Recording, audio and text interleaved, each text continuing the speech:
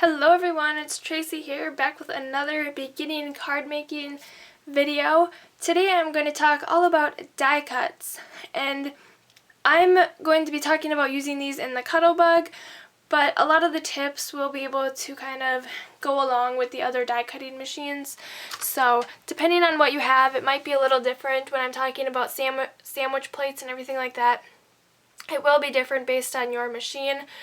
But you're still welcome to watch along for the tips on the dies themselves. So, to get started, there is a ton of different die cuts. I'm going to start by talking about probably the most popular, which are the thin metal dies. First up, I'm not going to talk about all the companies either. I'm just going to basically talk about what I have. But the thin metal dies are going to be the same across any company. Spellbinders, these are the first type of dies that I had or bought. I liked these because they came in sets with all different shapes. If you watch my videos, this Spellbinders standard circles small die, my most used die set. I use this on so many different cards. I can link some of the cards that I've used below. I've used it in many different ways. There's also some companies that have the stitching along there, which is a nice touch, but you could use them interchangeably. Where I've used a regular one, you can use a stitched one and whatnot. But these are the thin metal dies. You can see how thin they are, and they have this raised part, which is the cutting part, and depending on what they look like, can be a little sharp, so you want to be careful and don't let kids touch them or anything like that. And you do want to be careful because these do bend. They can bend. I've seen many get damaged, especially if they hang off the edge of the cutting plate and they're running through your machine or anything like that. So you just want to be careful because they are pretty pricey for what they are. But the good thing about these is that you can use them over and over and over again. So it's not just like buying one die cut at the store. So, like I said, this one is one of my favorites. I would suggest a circle set to any beginner. I'll have this one linked below with all of the supplies I'm going to be showing you, but I'll also link a few other ones in case you're interested in some stitched ones, or there's some with little lines on the side, whatnot. I'll just link all of those for you guys in case you're interested in them. Besides, here's like another shape one, the hearts from Lawn Fawn. These are a good set. You can always add an extra heart or two to your card. This one is really affordable. I think it was like $6-7. So it's one of my favorites from Lawn Fawn. It comes with 6 different heart sizes, and it's just a good one for beginners. It's a really easy shape to die cut. And I should mention, with ones like this where they have the little holes in there, that's so you can poke it out in case it gets stuck. So a good thing, if I can find mine here,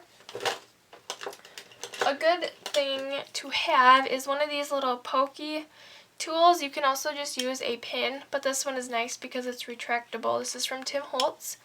You just push this right through the little hole and pop the die cut out. You don't want to stab it through really fast because then it's going to obviously poke a hole in your die cut, but if you just do it really gently, it pokes the die cut right out, because sometimes these more intricate ones do get stuck in there. Sometimes if they do get stuck and they're harder to cut out, you can try cutting a piece of wax paper first, or you can rub a dryer sheet over it so that it helps it not stick. Then there are the word dies. These are really popular at the moment. There's many different ones, different fonts, different sayings and whatnot. And like I said, these ones do get stuck a little bit more often. If you have some dies where the areas don't get cut out, you might want to run it through more than once. Or if there's a certain area, you could put a little piece of like tape or washi tape on the back side of this die, so not this side with the cutting, but the other side. Just put it over that, and that'll make a little shim just in that area. So this one is from Lawn Fawn. This is one of the newer ones, and I showed you a wedding card that I made with this one. Memory Box has a ton of dies. They have intricate dies. I really like this city one. I've used this one in a few different cards, and this one from Paper Smooches, excuse me, is a really good frame and shape to have. Good for beginners too because it's an easy one to cut out. The last one that I want to talk about is this one from Lawn Fawn. It's the Speech Bubble, and it's kind of the same with like the grassy border because if your paper is longer than this, it's not going to cut to the ends, so you would have to cut it. So unlike say this die, which is obviously going to cut the whole thing out, this one only cuts this straight line. So if your paper is longer than that, it's still going to be connected. So you just want to be aware of that with those dies. Okay, so now that I've talked about these thin metal dies, I am going to show you in the Cuttlebug the cutting plate sandwich that you want. So with the thin metal dies, you're going to have this big, thick A plate, and what this reminds me of is I don't know if they still make it because mine are pretty old, but the cutting board from Pampered Chef. It looks really similar to this. They're not interchangeable though, so don't use your cutting board because it's probably not going to work. But that's just what it looks like. That's the A plate. Then you have the C plate, and I think of C stands for cutting. So when you're using your dies, you need the C plate. Most of the machines now come with 2 B plates and the A plate, so you need to purchase this separately, and that's just because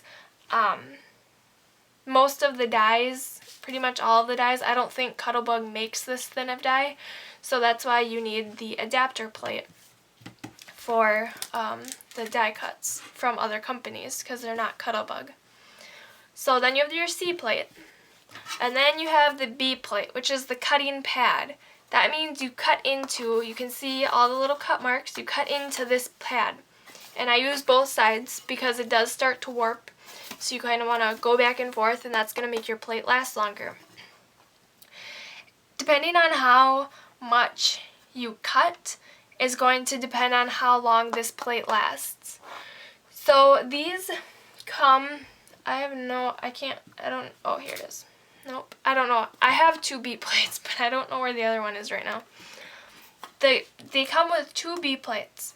So I use one to cut and just cut into that one, and then once this one breaks, it'll break. It's starting to crack. It's no good any longer. Throw it in the garbage. You can take that other B plate and start using that one. So it's kind of nice that they come in the 2-pack, but you always do need 2 B plates to emboss with, which I can talk about in another video if you guys are interested in embossing. I just don't want this to be too long because I know it already is. Alright, so then you take out your die, and people do this different ways. So some people have the B plate and then they put this down and put the C plate on top and run it through. The way I learned was to have your C plate first, your die, and then your paper, and then put this on top. There's no right or wrong way. I've had people telling me in the comments that they've never seen it done this way, but there's no right or wrong way. So, I know that this piece of paper isn't big enough, but just going to show you. So you have your A plate, C plate, die, your paper, and then your cutting plate. So then you run that through your Cuttlebug. If you haven't seen your Cuttlebug, I know you probably can't see much of this, but this is the machine. It runs right through there. There's those rollers. So then it will die cut that out. Alright, so on to a different type of die. We have this one from Tim Holtz and Sizzix. I'm going to take this out. You can see that this is quite a bit thicker than the thin die. So when you use this one, you are going to use First of all, you can see that this doesn't fit through, so these parts wouldn't cut out if you tried doing it this way. So there are long extender plates. So how this one works is you don't use a C plate. Yeah. So you have your A plate, which is the cutting board, your B plate, your die, and then your paper, and then another B plate. Because this one's thicker, you don't need that C plate to run that through. So that is that one. The last one is this really thick one. This is also from Tim Holtz. So this one, you don't need that A plate, you just need the two B plates. So you have your B plate, this thick little die, and then your other B plate, and you run that through your Cuttlebug. So those are the introduction to all of the die cuts and the Cuttlebug. So hopefully this helped you. If you have any questions, please let me know, and I will see you guys back here next time. Bye!